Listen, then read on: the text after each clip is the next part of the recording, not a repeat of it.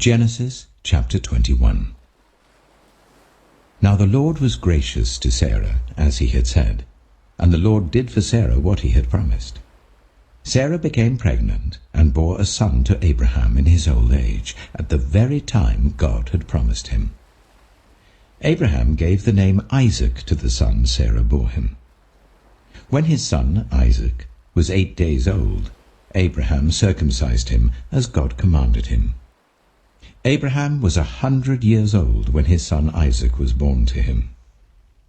Sarah said, "God has brought me laughter, and everyone who hears about this will laugh with me." And she added, "Who would have said to Abraham that Sarah would nurse children? Yet I have borne him a son in his old age." The child grew and was weaned. And on the day Isaac was weaned, Abraham held a great feast. But Sarah saw that the son whom Hagar the Egyptian had borne to Abraham was mocking. And she said to Abraham, "Get rid of that slave woman and her son, for that woman's son will never share in the inheritance with my son Isaac." The matter distressed Abraham greatly because it concerned his son. But God said to him, "Do not be so distressed about the boy and your slave woman. Listen to whatever Sarah tells you, because it is through Isaac that your offspring will be reckoned. I will make the son of the slave into a nation also, because he is your offspring." Early the next morning Abraham took some food and a skin of water and gave them to Hagar. He set them on her shoulders and then sent her off with the boy. She went on her way and wandered in the desert of Beersheba. When the water in the skin was gone, she put the boy under one of the bushes. Then she went off and sat down about a bow shot away, for she thought, "I cannot watch the boy die." And as she sat there, she began to sob.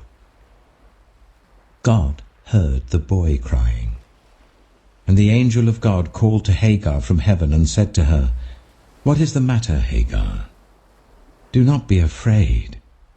God has heard the boy crying as he lies there. Lift the boy up and take him by the hand, for I will make him into a great nation." Then God opened her eyes, and she saw a well of water. So she went and filled the skin with water and gave the boy a drink. God was with the boy as he grew up. He lived in the desert and became an archer. While he was living in the desert of Paran, his mother got a wife for him from Egypt. At that time, Abimelech and Phicol, the commander of his forces, said to Abraham, "God is with you in everything you do. Now swear to me here before God that you will not deal falsely with me or my children or my descendants. Show to me and the country where you now reside as a foreigner the same kindness I have shown to you." Abraham said, "I swear it." Then Abraham complained to Abimelech about a well of water that Abimelech's servants had seized. But Abimelech said, "I don't know who has done this. You did not tell me, and I heard about it only today." So Abraham brought sheep and cattle and gave them to Abimelech, and the two men made a treaty. Abraham set apart 7 ewe lambs from the flock.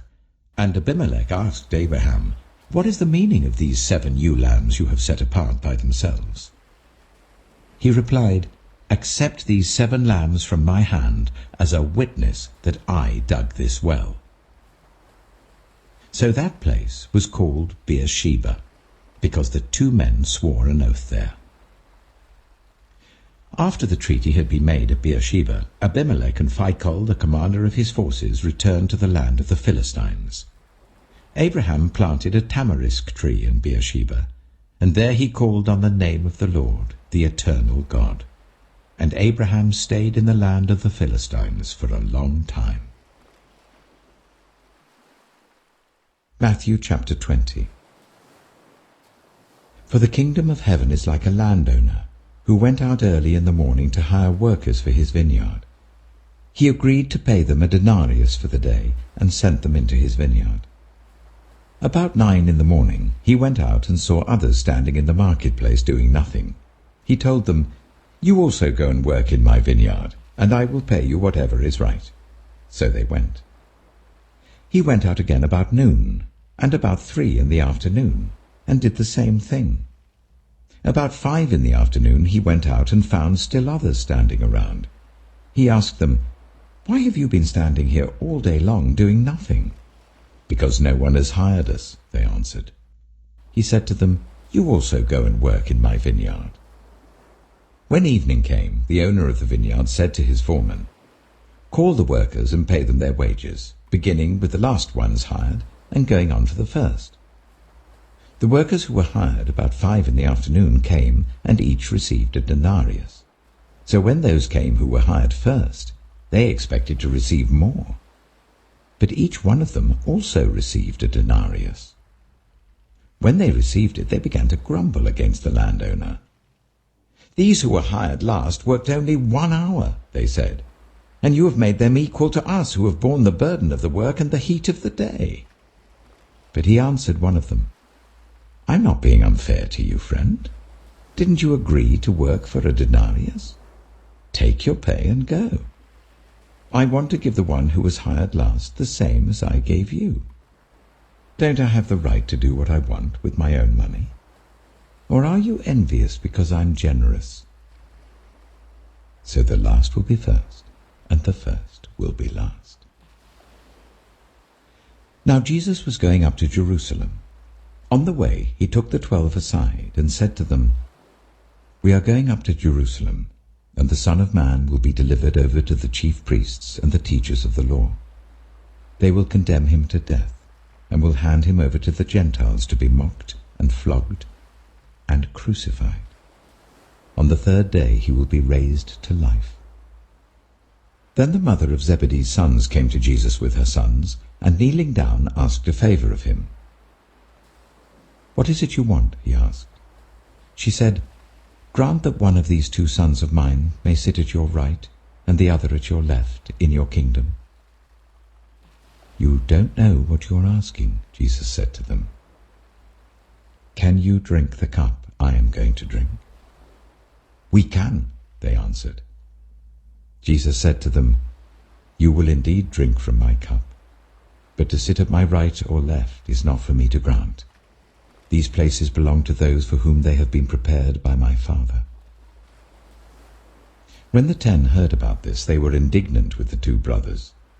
Jesus called them together and said, "You know that the rulers of the Gentiles lord it over them, and their high officials exercise authority over them.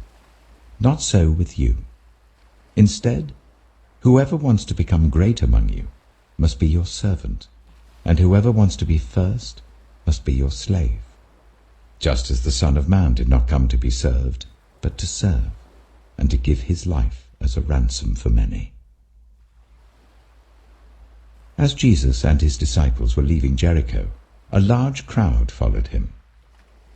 2 blind men were sitting by the roadside, and when they heard that Jesus was passing by, they shouted, "Lord, Son of David, have mercy on us." The crowd rebuked them and told them to be quiet, but they shouted all the louder, "Lord, Son of David, have mercy on us." Jesus stopped and called them. "What do you want me to do for you?" he asked. "Lord," they answered, "we want our sight." Jesus had compassion on them and touched their eyes. Immediately they received their sight and followed him.